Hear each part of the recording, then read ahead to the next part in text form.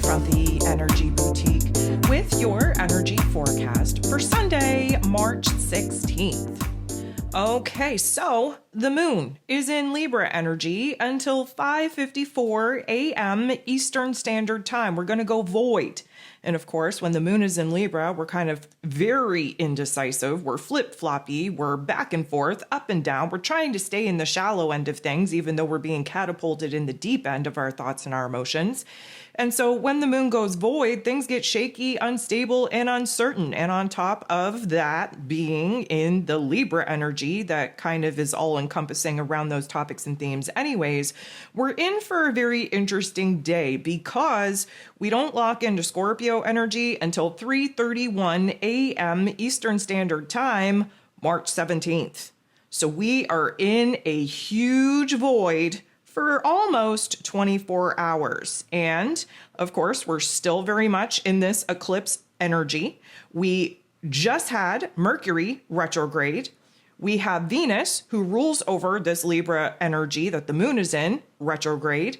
And today is a moon day, meaning there are 7 different aspects popping off here today, and all 7 are going to involve the moon, meaning this is a day of emotional refinement, realignment, recalibration, but it's going to be a very hard thing to do because we're flip-flopping all over the place like a fish out of water.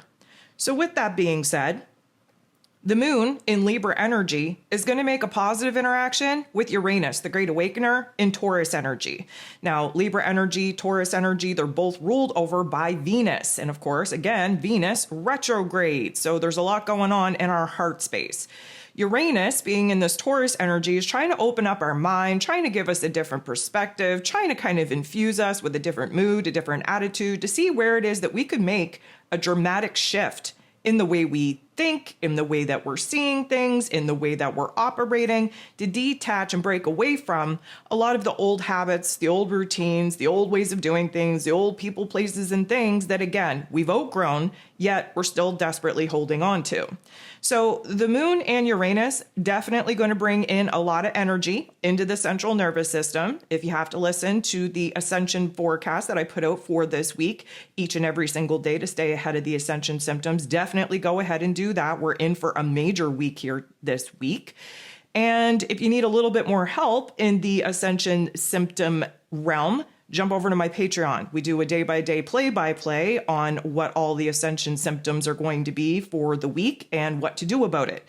And of course, there is a new Ascension guide that you can download from my website each and every single week to help you stay ahead of the game where these fluctuating energies are concerned.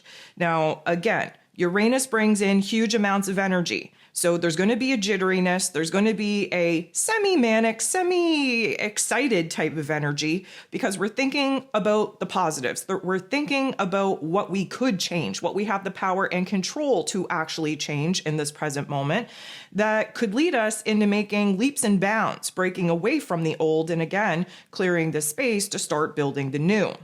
The moon in Libra energy, then going to get into the boxing ring, square off with Mars. Mars is the god of war, ruling over our physical energy, our drive, our passion, our desire, even our anger. He's in Cancer energy. The square is because, of course, Libra energy and Cancer energy are both cardinal signs. This is highlighting where we're going through a growing pain. And of course, this is going to highlight the shadow aspects that Mars definitely produces, which is agitation, frustration, impulse. We are on the defense, if you will. We have a lot of ants in our pants. We can't do anything about it. And we're trying to, again, calm our inner realm of emotion. And with the teeter-totter, with the moon in Libra, it's not going so well. So we are starting to realize what we do want to take action upon, what we do have to change, what we have to adjust in our physical realm. Mars absolutely wants to go ahead and take action upon those things right now, but we can't. We're not in the time or the space to do so, and that in itself is very frustrating.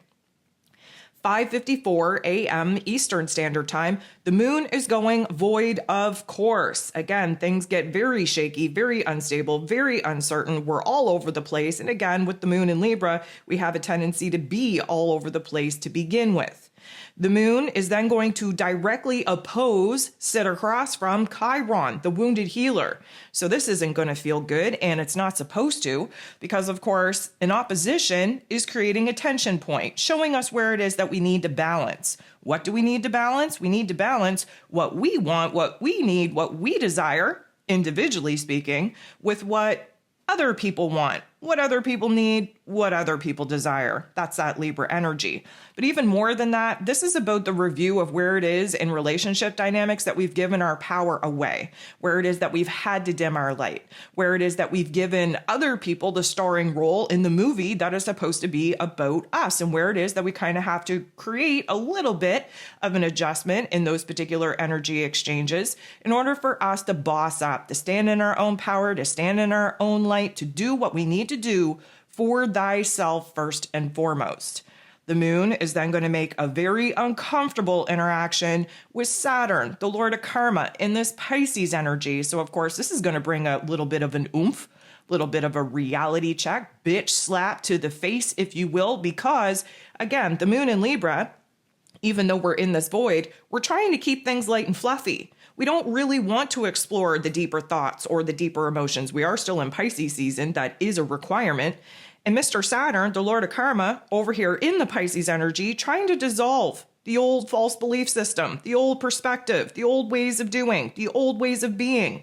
And of course, those are pretty deep topics. And so the reality check is that, guess what? There's not always rainbows and butterflies. There's not always the option and opportunity to stay in the shallow end. And in order for us to reconstruct our physical realms, our reality, and start building towards something that makes us happy, something that makes us feel like we're in alignment with our higher self, we have to do the hard parts. And of course, the moon in Libra does not want to be the bad guy in anybody else's story, but we're coming to the realization, especially with Venus retrograde right now, that in order to do what we need to do for ourselves, that may mean disappointing others, being the villain in other people's stories. So this is going to create a lot of craziness, a lot of chaos in our emotional realm. There's a heaviness, there's a weight to that particular emotion. And then the moon goes ahead and makes a very uncomfortable interaction with Uranus. So our central nervous system is all jacked up. At this particular point in time, we are thinking the worst case scenario instead of the best case scenario.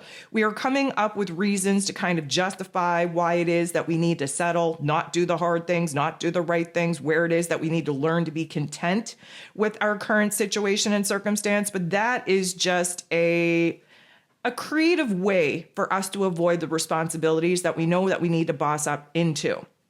So when Uranus is being aspected in not the greatest way, there's more confusion than there is clarity, mostly because we're coming up with all of these different situations, circumstances, scenarios in our head that realistically speaking will never organically unfold in the way that we think that they will. And we're creating a lot of excuses. And those excuses, those justifications for those excuses are creating a lot of confusion when we know damn well that we're resisting doing the things that we know that we need to do, and we're resisting making the changes that we know that we need to make. The moon is then going to make a very uncomfortable interaction with the sun in Pisces energy. And of course, anytime that the sun and the moon are coming together, there's going to be an aha moment on what we want, what we need, what we desire, and what we need to do to get it. Because this is an uncomfortable interaction, we're going to learn the hard way. Sometimes figuring out what it is that we do want stems from figuring out what it is that we don't want. And this is one of those particular times. Now, emotionally speaking, again, we're trying to find the peace, the harmony, the balance, the acceptance in our emotional realm. But the sun shining very brightly in this Pisces energy is illuminating where it is that the fears, the doubts, the insecurities are so loud, so alive and well within us that it's actually preventing us from seeing things clearly. It's preventing us from aligning with our intuition. And it is definitely taking us out of the trust that we need to be building, not only within ourselves, but trusting the universe and the greater grander plan. The moon in this Libra energy, still in the void, going to make a very uncomfortable interaction with that North Node in Pisces.